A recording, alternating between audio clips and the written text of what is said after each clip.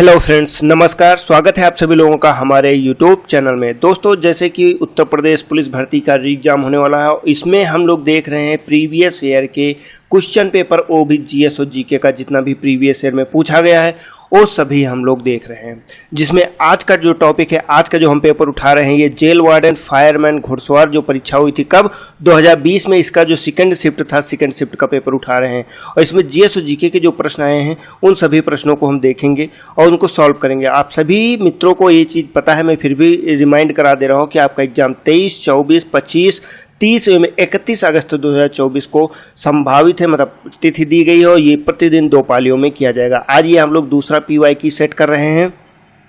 अभी तक दोस्तों अगर आपने हमारे चैनल को सब्सक्राइब नहीं किया है तो चैनल को सब्सक्राइब कर लीजिए, वीडियो को लाइक कीजिए और अधिक से अधिक अपने दोस्तों को शेयर भी कीजिए।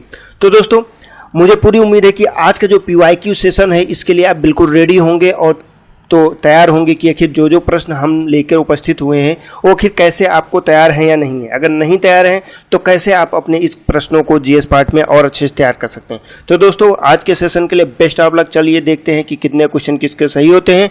आप लोग कमेंट करके जरूर बताइएगा कि आपने टोटल सेशन में कितने क्वेश्चन सही किए। आपने 38 क्वेश्चन अगर आ रहे हैं या 20 क्वेश्चन आ रहे हैं तो 20 क्वेश्चन में 10 क्वेश्चन सही किए या 12 क्वेश्चन सही किए, इसको कमेंट करके बताइएगा। तो दोस्तों चलिए हम लोग देखते हैं आज के इस सेशन में और देखते हैं कि कौन से प्रश्न इस पेपर में पूछे गए थे। आज का हमारा पहला प्रश्न है, निम्नलिखित में से भारतीय अर्थव्यवस्था में सब्सिडी और आर्थिक सहायता का वर्णन करने के लिए कौन सा विकल्प सही है। विकल्प ए है उत्पादन के कारकों को व्यावसायिक उद्यमों द्वारा किया गया भुगतान। बी विकल्प है देश की सरकार से एक उद्यम या एक उद्योग के लिए धन का हस्तांतरण। सी विकल्प है निजी कंपनियों द्वारा शेयरधारकों को किया गया भुगतान। और डी विकल्प है देश की सरकार के लिए उद्यम या उद्योग द्वारा धन का हस्तांतरण। दोस्तों देखिए इसमें पूछ क्या रहा है भाइयों, तो इसमें पूछ रहा है जो भारतीय अर्थव्यवस्था है, इकोनॉमी है, इकोनॉमी में जो सब्सिडी या आर्थिक सहायता है इसका वर्णन कौन करता है। तो भैया सब्सिडी, एक चीज़ आप याद रखिए, जब आपका गवर्नमेंट इसमें इंक्लूड हो जाएगी, गवर्नमेंट जब तक इंक्लूड नहीं होती तब तक वो सब्सिडी या आर्थिक सहायता नहीं होती है। ठीक, तो आपको ये देखना है कि देश की सरकार किस में शामिल है।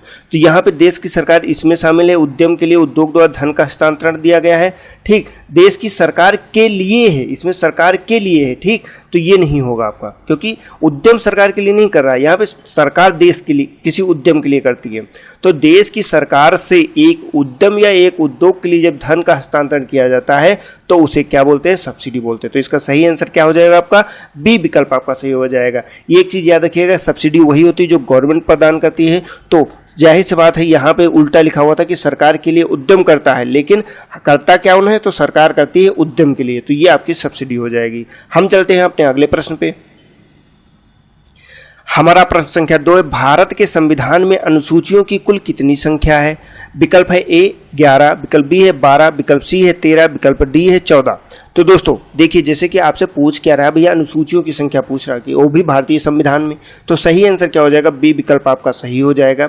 इसका बी आंसर सही है। लेकिन यहाँ पे एक चीज़ आपको याद करना है, अगर मूल संविधान की बात करते हैं तो मूल संविधान में कितनी अनुसूचियाँ थीं, तो टोटल 8 अनुसूचियाँ थी जब भारतीय संविधान को 1949 में लागू किया गया था या अंगीकृत किया गया था। 26 जनवरी 1950 को जब संविधान को लागू किया गया पूरे देश में, उस समय 8 अनुसूचियाँ थीं। ठीक, तो उसे याद रखना। और अनुच्छेद की बात करता है तो 395 अनुच्छेद थे।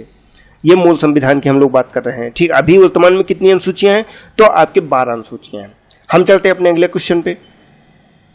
हमारा अगला प्रश्न संख्या 3 है, जीएसटी के लिए संविधान संशोधन के परिणाम स्वरूप संविधान में निम्नलिखित में से कौन सा अनुच्छेद डाला गया। विकल्प ए है अनुच्छेद 246 ए, विकल्प बी है अनुच्छेद 146 बी, विकल्प सी है अनुच्छेद 122 बी और विकल्प डी है अनुच्छेद 101 बी। तो दोस्तों इसका सही आंसर क्या है, आपसे पूछ क्या रहा है, जो जीएसटी थी, जीएसटी के लिए संविधान संशोधन किया गया, वो संविधान संशोधन कौन सा था, तो 101वां संविधान संशोधन 2016 में किया गया। अब 2016 में जब संविधान संशोधन किया गया तो उसके अंतर्गत अनुच्छेद 246 ए को भारतीय संविधान में शामिल करके जीएसटी को शामिल किया गया। आपको याद रखना है। ठीक, तो इसका सही आंसर क्या हो जाएगा, ए विकल्प आपका सही हो जाएगा। हम चलते हैं अपने अगले प्रश्न पे। हमारा अगला प्रश्न संख्या 4 है, सिंगापुर मुद्रा कौन सी है, मतलब सिंगापुर की, यहाँ पे एक वर्ड छूट गया, सिंगापुर की मुद्रा कौन सी है। ये सारे जो क्वेश्चन हम यहाँ पे डिस्कस कर रहे हैं ये सारे आपके प्रीवियस ईयर पेपर के हैं। मतलब इसमें मैं अपनी तरफ से कोई क्वेश्चन नहीं लाया हूँ, ना अपनी तरफ से एक भी विकल्प डाला हूँ। तो ये आपके क्वेश्चन जैसे AITG पेपर में आया था, पेपर का ही पेपर पूरा उठा के मैंने GS पार्ट रखा हुआ है। ठीक, तो यहाँ पे सिंगापुर की मुद्रा कौन सी है? विकल्प क्या है? सिंगापुर स्टर्लिंग, विकल्प बी है सिंगापुर डॉलर, विकल्प सी है सिंगापुर रुपया, विकल्प डी क्या है? सिंगापुर एन। तो इसका सही आंसर क्या होगा? तो भैया सिंगापुर डॉलर जो है इसकी सही मुद्रा है। अब यहीं पे बात करते हैं अगर इसकी राजधानी की, तो सिंगापुर नगर सिर्फ करना है, ये आपकी यहाँ की राजधानी हो जाती है, ये भी आपको याद रखना है। ठीक, हम बढ़ते हैं अपने अगले क्वेश्चन पे। हमारा अगला प्रश्न संख्या 5 है, पानी का घनत्व अधिकतम होता है। ठीक, कब होता है? विकल्प ए है 100 डिग्री सेंटीग्रेड, विकल्प बी है 4 डिग्री सेंटीग्रेड, विकल्प सी है 0 डिग्री सेंटीग्रेड, विकल्प डी है -4 डिग्री सेंटीग्रेड। तो कितने पे होता है? तो भैया 4 डिग्री सेंटीग्रेड पे सर्वाधिक होता है पानी का घनत्व। इसीलिए आपसे एक प्रश्न ये भी पूछा जाता है कि समुद्र में जो गहरे तल में होता है, वहाँ गहरे तल में क्या होता है? गहरे तल में मछलियाँ जिंदा रहती हैं। जो मछलियाँ होती हैं ये कहाँ होती हैं? गहरे तल में जीवित रहती हैं। क्यों? क्योंकि ये ऊपरी सतह जो होती है वो तो बर्फ से ढक जाती है, वो बर्फ बन जाती है, लेकिन उसके नीचे का टेम्परेचर जो है वो 4 डिग्री सेंटीग्रेड पे रहता है, वहाँ पे जो बर्फ नहीं बनता है। तो ये चीज़ आप याद रखिएगा। अधिकतम तापमान कब होगा? मतलब अधिकतम घनत्व तो 4 डिग्री सेंटीग्रेड पे होगा। हम बढ़ते हैं अपने अगले क्वेश्चन पे। हमारा प्रश्न संख्या 5 है, 82°30 पूर्व जिसे भारत का मानक मेरिडियन के रूप में चुना गया है, उत्तर प्रदेश के किस जिले से होकर गुजरती है? विकल्प ए है कानपुर, विकल्प बी है आजमगढ़, विकल्प सी है इलाहाबाद, विकल्प डी है हमीरपुर। तो दोस्तों आपसे ये पूछ क्या रहा है? पूछ रहा भैया 82°30, या फिर आपको इसको 5 घंटा 30 मिनट भी कह सकते हैं। यही हमारा मानक समय है, टाइम ये प्लस में होता है। ठीक, प्लस में टाइम, इतना टाइम प्लस में है। तो ये जो गुजरता है ये कहाँ से गुजरता है? तो भैया कुछ लोग तो अलग मांगते हैं, लेकिन ये गुजरता मुख्यतः इलाहाबाद से है, इलाहाबाद का नैनी स्थल से। ठीक, लेकिन यहीं पे कुछ स्रोत में आप पढ़ेंगे तो वहाँ पे मिर्ज़ापुर का जिक्र आता है, मिर्ज़ापुर का, लेकिन मिर्ज़ापुर को यहाँ पे कम वरीयता दी जाती है। सबसे जो मानक समय है जो सारे आयोग मानते हैं वो इलाहाबाद का नैनी ही मानते हैं, इलाहाबाद को ही टिक करना। अगर इलाहाबाद ऑप्शन में नहीं दिया गया है तब आप मिर्ज़ापुर टिक कर सकते हैं। ठीक, लेकिन मानना क्या है? तो इलाहाबाद। अब इसी में अगर 0 अंश देशांतर जिसको मानक ग्रीनविच रेखा बोला गया है, तो ये जो है कहाँ से गुजरती है? तो ये ब्रिटेन के जो वेधशाला है वहाँ से गुजरती है। ठीक, तो उसे भी याद रखना, ये 0 अंश देशांतर है, ये जो रेखा ये भी देशांतर है। ठीक, क्या है? तो देशांतर, पूर्वी देशांतर की बात ये कर रहा है। हम लोग बढ़ते हैं अपने अगले क्वेश्चन पे। हमारा अगला प्रश्न संख्या 7 है, भारत में स्वतंत्रता के बाद कितनी बार नोटबंदी हुई है? विकल्प है ए 1 बार, विकल्प बी है 3 बार, विकल्प सी है 4 बार, विकल्प डी है 5 बार। देखिए दोस्तों यहाँ पे थोड़ा सा मैंने चेंज किया है कि विकल्प जो है आपसे प्रश्न पूछा जाता है तो कितनी बार किए गए। जब ये प्रश्न पूछा गया था उस समय 2 बार की जा चुकी थी, लेकिन बाद में 1 बार नोटबंदी और हुई है तो वो मिला के टोटल कितनी बार हो जाता है? तो 3 बार हो जाता है। इसका सही आंसर क्या होगा? तो 3 बार भारत में नोटबंदी की जा चुकी है। मतलब नोटबंदी क्या होता है? नोटबंदी होता है वर्तमान में प्रचलित जो मुद्रा होती है उसको वहाँ से हटा कर मतलब उसको रिप्लेस किया जाता है किसी नई मुद्रा में, उसको मतलब क्या कहते हैं वैध मुद्रा से हटाकर ठीक दूसरी वैध मुद्रा को जो है बनाया जाता है। जैसे कि अभी हाल ही में आपने देखा होगा कि जब मोदी साहब ने नोटबंदी की थी उसमें 500 1000 नोटों को वैध मुद्रा के रूप में घोषित नहीं मतलब मान्यता खत्म कर दी गई थी। उसके स्थान पर 2000 की नोट और 500 की नई नोट परिवर्तित करके लाया गया था। तो ठीक इसको हम लोग क्या कहते हैं? तो इसी को बोलते हैं नोटबंदी। ठीक, सही आंसर क्या है? तो बी विकल्प सही है 3। हम चलते हैं अगले प्रश्न पे। हमारा अगला प्रश्न संख्या 8 है, भारत में जैन मान्यता के अनुसार एक तीर्थंकर को तीर्थ के संस्थापक के रूप में परिभाषित किया गया है। ठीक, जो जैन की मान्यता है उसके अनुसार। अब 24 तीर्थंकरों में से पहले का पूछा गया है। विकल्प क्या है? ए महावीर, बी विकल्प है पार्श्वनाथ, सी विकल्प है ऋषभनाथ और डी विकल्प है अभिनंदना। तो कौन सा सही होगा भैया? देखिए बात करते हैं 24वें के, तो 24वें पे महावीर हो जाते हैं। 24वें महावीर स्वामी जी थे और पहले कौन थे? तो आपका सी विकल्प ऋषभनाथ था, जिनका प्रतीक चिन्ह की बात करेंगे तो ये बैल था। ठीक, तो 24वां कौन है? महावीर स्वामी है। तो ये आपको याद रखना, पहले कौन है? तो ऋषभनाथ जी हैं। ठीक, इसका सी ऑप्शन सही हो जाएगा। हम चलते हैं अपने अगले क्वेश्चन पे। हमारा अगला प्रश्न संख्या 9 है, पुलिस अनुसंधान एवं विकास ब्यूरो के तत्वावधान में निम्नलिखित में से कौन सा संस्थान स्थापित किया गया था?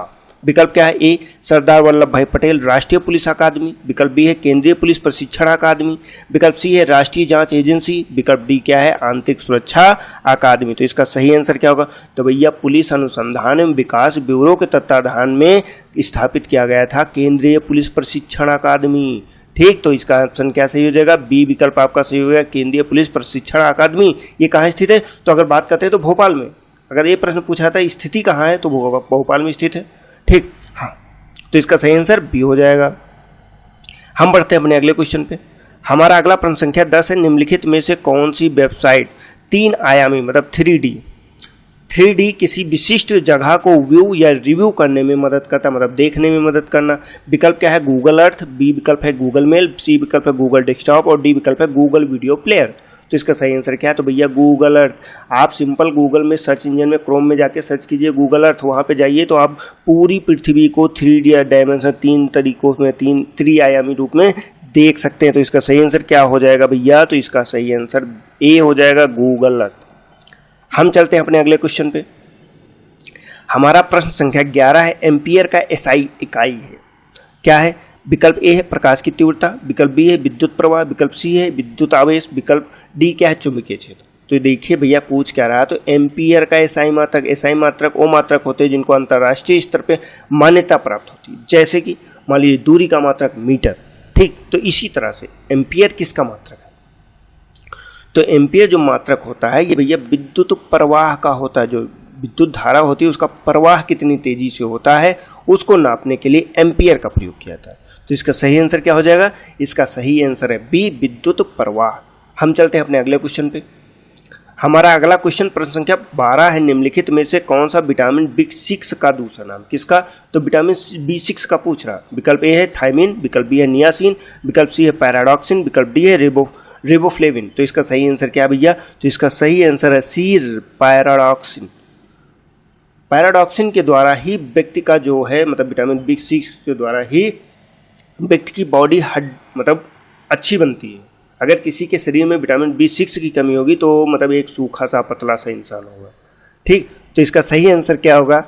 इसका सही आंसर हो जाएगा सी पैराडॉक्सिन। अब ये मिलता कहाँ से है? तो ये मिलेगा चिकन का मांस से, मछली से, आलू से और मकाई से। दोस्तों हम चलते हैं अपने अगले प्रश्न पे। हमारा अगला प्रश्न है प्रश्न संख्या 13, केंद्रीय पुलिस प्रशिक्षण अकादमी कहाँ स्थित है? देखिए वही चीज़ आ गया, अभी हम लोगों ने इसकी बात की। केंद्रीय पुलिस प्रशिक्षण अकादमी जो है ये कहाँ स्थित है? मतलब एक साल जब जिस पेपर में ये पूछा गया उसी समय में केंद्रीय पुलिस अकादमी के बारे में 2 प्रश्न पूछे गए, किससे बनी और कहाँ है। विकल्प ए है हैदराबाद, विकल्प बी है नई दिल्ली, विकल्प सी है नागपुर, विकल्प डी है भोपाल। तो इसको मैंने अभी जस्ट आपको बताया कहाँ पे है, तो भोपाल में। इसका सही आंसर क्या हो जाएगा? डी विकल्प इसका सही हो जाएगा। हम बढ़ते हैं अपने अगले क्वेश्चन पे। हमारा अगला प्रश्न संख्या 14 है, इरिडियम प्रत की खोज किसने की थी और नोबेल पुरस्कार भी जीता? विकल्प क्या है? ए हेनरी मोसोली, विकल्प बी है पियरे क्यूरी, विकल्प सी है सैंटियागो रोमोनो और विकल्प डी क्या है? Luis Alvarez. तो इसका भैया सही आंसर क्या होगा? तो भैया इसका डी विकल्प लुइस अल्वारेज ऐसे व्यक्ति हैं जिन्होंने इरिडियम प्रत की खोज भी की, इसके साथ में नोबेल पुरस्कार भी उन्हें प्रदान किया गया। दोनों चीज़ें आपको ये रट लेना, अतः इसका सही आंसर क्या हो जाएगा? डी विकल्प इसका सही हो जाएगा। हम बढ़ते हैं अपने अगले क्वेश्चन पे। हमारा अगला प्रश्न संख्या है 15, निम्नलिखित में से कौन सी पुस्तक अलेक्जेंडर ड्यूमा द्वारा लिखी गई है? अब देखिए ये प्रश्न आपके PYQ में पूछा गया। अगर मैं अभी आपको GS में ये क्वेश्चन करा रहा हूँ, इस समय जो हमारा सेकंड चल रहा है जिसमें हम 51 क्वेश्चन पर डे करते हैं, उसमें अगर ये प्रश्न हम लोग करवाए हैं, मतलब इस तरह के पुस्तकों के लेके क्वेश्चन उपस्थित होते तो आप लोग कहते हैं कि ये पुस्तक इतने कहाँ पूछी जाती। देखिए ये PYQ में आपसे पुस्तक पूछा गया, किसकी? तो अलेक्जेंडर ड्यूमा की पुस्तक। अब विकल्प क्या है? द 3 मस्केटियर्स या the adventure of Tom Sawyer, C option है the decline and fall of Roman empire, D option है the old man and the sea. तो इसका सही आंसर क्या होगा? तो भैया इसका सही आंसर आपको रटना ही पड़ेगा, एक ही विकल्प है, ए विकल्प है द 3 मस्केटियर्स। इसकी सही आंसर है अलेक्जेंडर ड्यूमा द्वारा लिखी गई। ठीक, तो आंसर क्या हो जाएगा? ए विकल्प सही हो जाएगा। हम बढ़ते हैं अपने अगले क्वेश्चन पे। हमारा अगला प्रश्न संख्या 16 है, निम्नलिखित में से कौन सा दिन केंद्रीय रिजर्व पुलिस फोर्स या CRPF के लिए स्थापना दिवस के रूप में मनाया गया? ये भी आपका पिछले साल पेपर में पूछा गया। अब पेपर में पूछा गया तो ये आपके लिए मोस्ट इंपॉर्टेंट हो जाता है। कैसा है? तो मोस्ट इंपॉर्टेंट है। और पूछा क्या गया है? सीआरपीएफ का स्थापना दिवस। विकल्प ए है 14 अप्रैल, विकल्प बी है 14 जुलाई, विकल्प सी है 8 जुलाई 8 मार्च और विकल्प डी है 27 जुलाई। तो इसका सही आंसर क्या होगा? तो भैया इसका डी विकल्प सही है। 27 जुलाई के दिन जो है सीआरपीएफ का स्थापना दिवस मनाया जाता है। विकल्प डी सही हो जाता है। हम चलते हैं अपने अगले क्वेश्चन पे। हमारा अगला प्रश्न संख्या 17 है। भारत में थार रेगिस्तान में स्थित जो कच्छ का रण है, ये भारत में निम्नलिखित में से किस राज्य में अवस्थित है? तो भैया इसमें पंजाब तो आप ऐसे भी काट देंगे, ठीक, महाराष्ट्र भी काट देंगे, क्योंकि ये तो दो आप कर ही लेंगे ना। कंफ्यूजन अगर आपको होगा तो गुजरात राजस्थान में। तो इसका सही आंसर क्या होगा? तो इसका ए विकल्प सही है, गुजरात। जो कच्छ का रण है ये कहाँ पाया जाता है? ये गुजरात का पाया जाता है। अगर आप भारत का मैप बनाएंगे तो यहाँ पे देखिए, हमने यहाँ पे जो कच्छ का रण पाया जाता है, ठीक, ये आपको याद रखना है। कहाँ पे? तो गुजरात में आपका कच्छ का रण है। हम चलते हैं अपने अगले क्वेश्चन पे। हमारा अगला प्रश्न संख्या 18 है। ब्रिटिश सरकार द्वारा 1927 में भारत में साइमन कमीशन भेजा गया। कब? तो ब्रिटिश सरकार द्वारा 1927 में भेजा गया था। अब इसका उद्देश्य क्या था? उद्देश्य पूछा जा रहा है, ठीक। अब विकल्प ए है असहयोग आंदोलन पर कार्रवाई करने के लिए, या फिर बी विकल्प है हिंदू और मुस्लिम के बीच विवादों को हल करने के लिए। क्या आपको लगता है कि ऐसा किया जा रहा होगा? सी विकल्प है भारत सरकार की संरचना में सुधारों हेतु सुझाव लिए, और डी विकल्प है असहयोग आंदोलन के प्रभाव का विश्लेषण करने के लिए। तो भैया इसका सही आंसर साइमन कमीशन जो आया था, ये आया था जो सरकार की संरचना है उसमें सुधार करने के लिए। विकल्प क्या सही होगा आपका? सी विकल्प सही हो जाएगा इसका। तो आपको ये याद रखना कि सी विकल्प में साफ साफ स्पष्ट रूप में क्या है? तो संरचना में सुधार किया जाएगा। किसकी? तो भारत सरकार की। इसलिए आया था साइमन कमीशन। इसी में विवाद भी हुआ था कि साइमन गो बैक के नारे वगैरह लगाए गए थे उसको वापस भेजने के लिए, क्योंकि उस समय की अलग परिस्थिति थी। तो इसे अभी आपको याद रखना है। हम चलते हैं अपने अगले क्वेश्चन पे। हमारा अगला प्रश्न संख्या 19 है। निम्नलिखित में से कौन सा प्रथम कंप्यूटर वायरस है? ठीक, तो ये आपसे क्या पूछ रहा? ये पूछ रहा है कि भैया जो प्रथम कंप्यूटर वायरस ये कौन सा है? विकल्प में क्या दिया गया? आई लव यू, बी विकल्प में दिया गया ब्लास्टर, सी विकल्प में दिया गया सेसर और डी विकल्प में दिया गया क्रीपर। तो इसका सही आंसर भैया वायरस। देखिए प्रथम कंप्यूटर नहीं पूछ रहा, वायरस पूछ रहा। तो भैया इसका सही आंसर क्या हो जाएगा आपका? तो इसका सही आंसर हो जाएगा क्रीपर। क्रीपर, ठीक, ये प्रथम वायरस है। कब आया था? तो ये 1971 में रॉबर्ट थॉमस कंप्यूटर इंजीनियर द्वारा विकसित किया गया था, और ये 1971 में आया था। सबसे पहला प्रथम कंप्यूटर वायरस है। और ये आता क्या था? ये आपके वखिर वायरस क्या होता है, अगर ये आप नहीं जानते तो ये जान लीजिए। वायरस एक ऐसा अवांछित प्रोग्राम होता है, कंप्यूटर कोड होता है, जो आपके कंप्यूटर पे आपकी मर्जी के बिना अधिकार करता है। और ये जब वायरस बनाया गया था तो ये वायरस ये करता था कि आपके कंप्यूटर पे आता था तो आपको मैसेज भेजता था कि क्या? I am creeper if you can catch मी, मतलब अगर आप पकड़ सके तो पकड़ लीजिए, मैं एक क्रीपर हूँ, ठीक। तो इसीलिए इसका नाम क्रीपर पड़ा था। ये उस समय का वायरस है 1971 का, ठीक, इसे याद रखिएगा। हम बढ़ते अपने अगले क्वेश्चन पे। हमारा अगला प्रश्न संख्या 20 है। भारत में निम्नलिखित में से किस पूर्व प्रधानमंत्री द्वारा डिस्कवरी ऑफ इंडिया पुस्तक लिखी गई? ठीक, पूर्व प्रधानमंत्री की बात कर रहा है। विकल्प है ए राजीव गांधी, बी विकल्प है लाल बहादुर शास्त्री, सी विकल्प है इंदिरा गांधी, डी विकल्प है पंडित जवाहरलाल नेहरू। तो भैया डिस्कवरी ऑफ इंडिया किसने लिखी? तो ये लिखी थी पंडित जवाहरलाल नेहरू ने। आपका सही आंसर क्या हो जाएगा? आपका जो है डी विकल्प एकदम सही हो जाएगा, ठीक है। हम चलते हैं अब अगले क्वेश्चन पे। हमारा अगला प्रश्न संख्या 21 है। किसने विल्मिंगटन को प्रथम विश्व युद्ध सेकेंड का जो है हेरिटेज सिटी के रूप में घोषित किया है? किसने? तो भैया ये बताना। ए विकल्प है बराक ओबामा, बी विकल्प है डोनाल्ड ट्रंप और सी विकल्प है व्लादिमीर पुतिन और डी विकल्प है स्कॉट मॉरिसन। तो ये आपको याद रखना, ये काम किया था भैया किसने? तो डोनाल्ड ट्रंप के द्वारा ये काम किया गया था। डोनाल्ड ट्रंप ने जो है विल्मिंगटन को प्रथम विश्व युद्ध हेरिटेज सिटी के रूप में घोषित किया, ठीक। तो इसका सही आंसर क्या हो जाएगा? तो इसका भैया सही ऑप्शन हो जाएगा बी ऑप्शन, इसका सही हो जाएगा बी ऑप्शन। हम बढ़ते हैं अपने अगले क्वेश्चन पे। हमारा अगला प्रश्न संख्या 22 है। निम्नलिखित में से किस क्षेत्र में विशिष्ट उपलब्धियों के लिए पुलित्जर पुरस्कार दिया जाता है? विकल्प ए है खेल, विकल्प बी है औषधि, विकल्प सी है पत्रकारिता, विकल्प डी है फोटोग्राफी। तो आखिर पुलित्जर जो पुरस्कार है ये किसके लिए दिया जाता है, ये आपको बताना है। तो भैया ये दिया जाता है किसके लिए? तो भैया ये दिया जाता है पत्रकारिता के लिए। आपका सही ऑप्शन क्या हो जाएगा? सी विकल्प आपका सही हो जाएगा। पुलित्जर पुरस्कार पत्रकारिता के लिए दिया जाता है। C option is the right option, ठीक। हम बढ़ते हैं अब अगले क्वेश्चन पे। हमारा अगला प्रश्न संख्या 23 है, निम्नलिखित में से कौन, क्या UPZA और LR ये अधिनियम सबसे उपयुक्त पूर्ण रूप है, मतलब फुल फॉर्म आपसे पूछ रहा है। ठीक, ये फुल फॉर्म पूछा किसका, तो UPZA और LR का। अब विकल्प क्या है, एक है उत्तर प्रदेश जिला प्रशासन एवं भूमि सुधार अधिनियम 1950।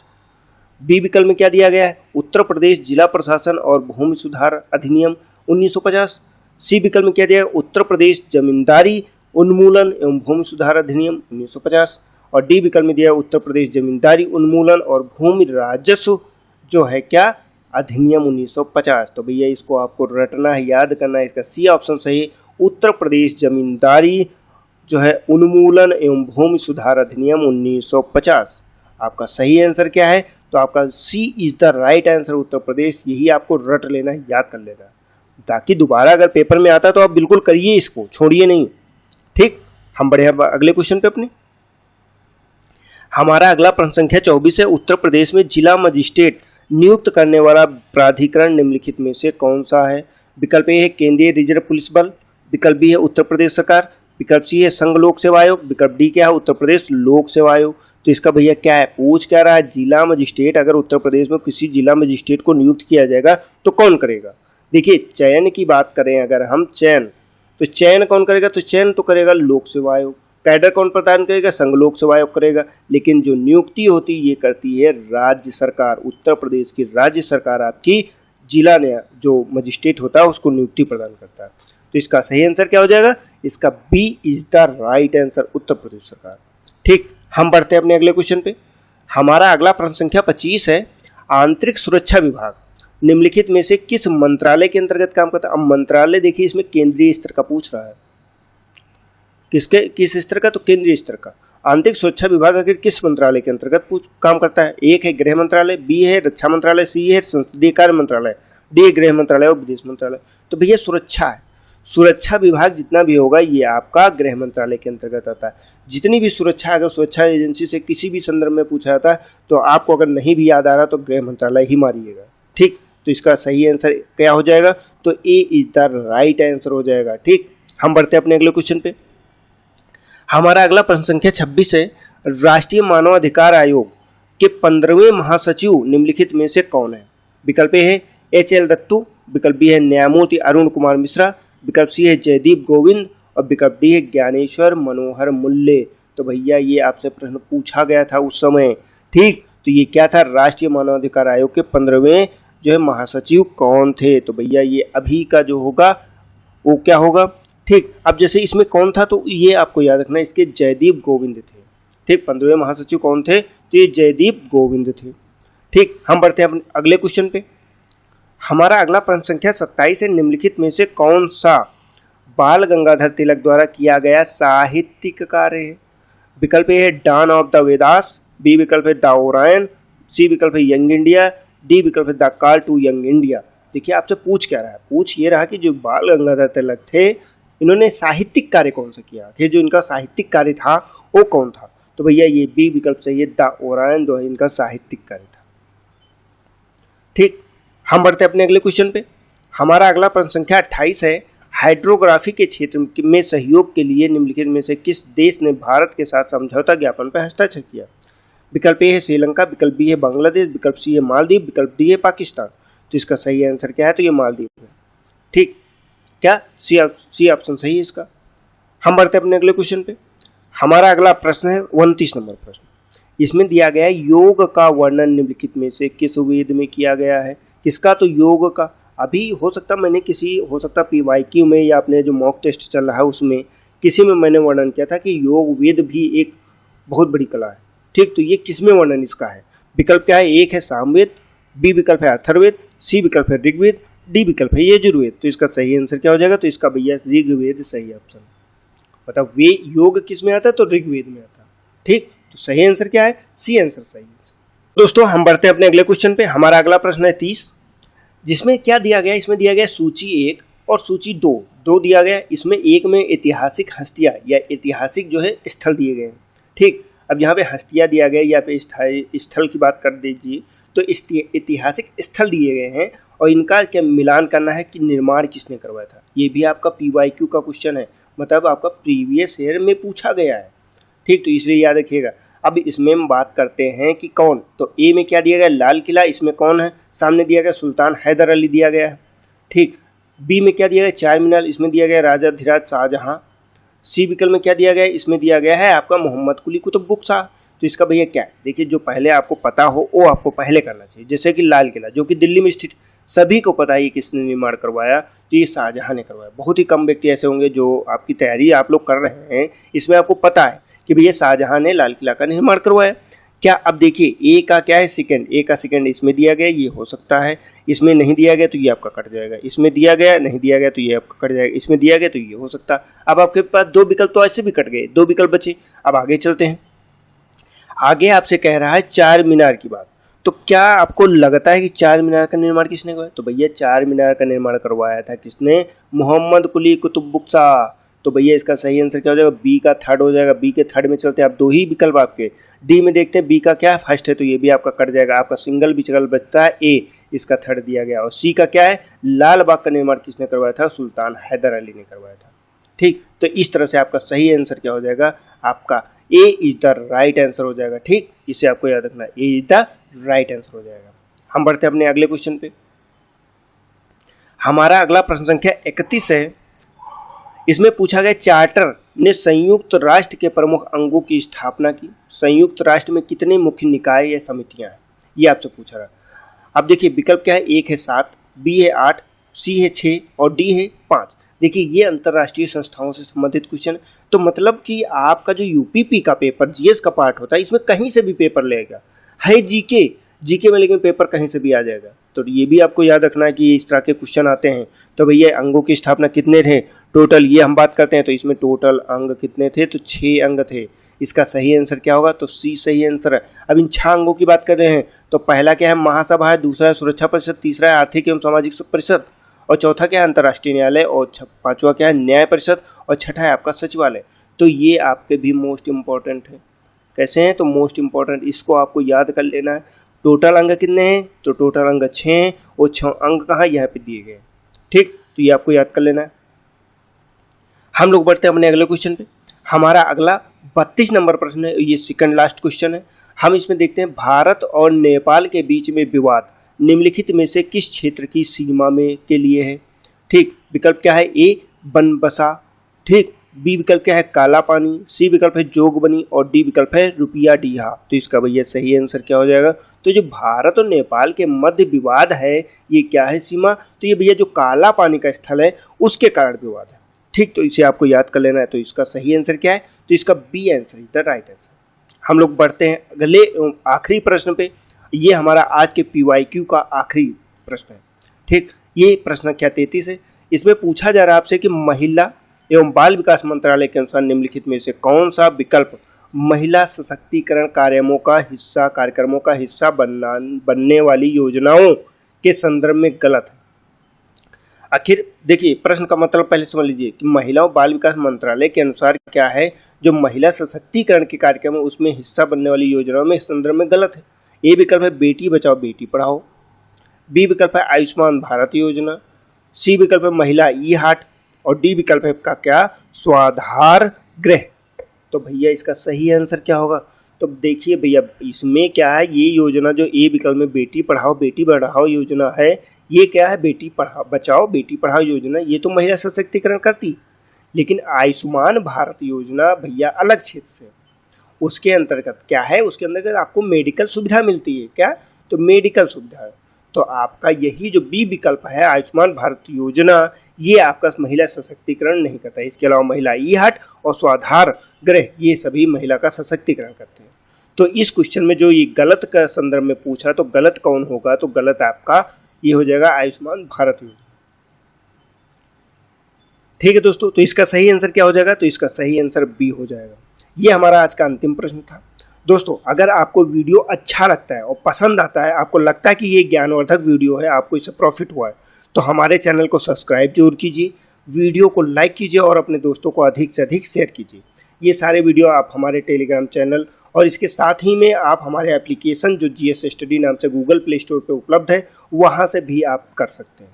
ठीक, तो दोस्तों आज के इस वीडियो में इतना ही। हम लोग मिलेंगे अपने नेक्स्ट वीडियो में। तब तक के लिए जय हिंद, जय भारत। आपका दिन शुभ हो।